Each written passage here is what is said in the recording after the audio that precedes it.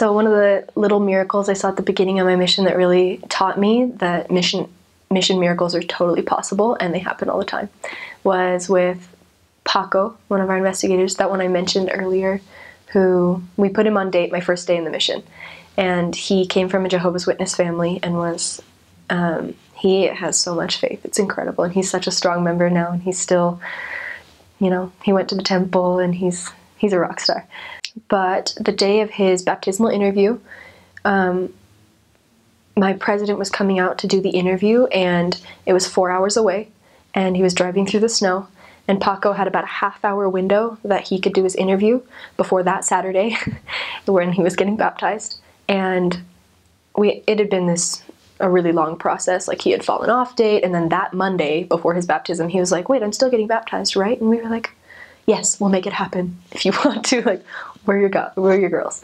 So it's the Thursday before his baptism, and he needs to get interviewed, and President is driving 4 hours, and Paco gets called into work, and he's like, is he gonna come by the time I have to go to work? And President was running a half hour late because of the snow, and we thought that President was gonna drive 8 hours and not be able to do the interview, and we felt so bad.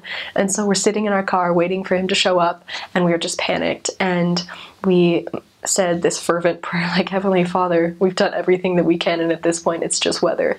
And we asked for a miracle that Paco would be stalled at work somehow, that he'd be able to do his interview. And then we finished our prayer, and we just kind of sat in the car, and within 60 seconds he texted us and said, hey, something changed in my schedule at work. Is he still coming? I have an extra half an hour. And it was like this, just, my eyes got about this big, and I said, like, whoa. Like, God answered a prayer immediately and exactly what we asked for. And he had his interview, passed with flying colors, and got baptized, and now he's this incredible member in Mexico.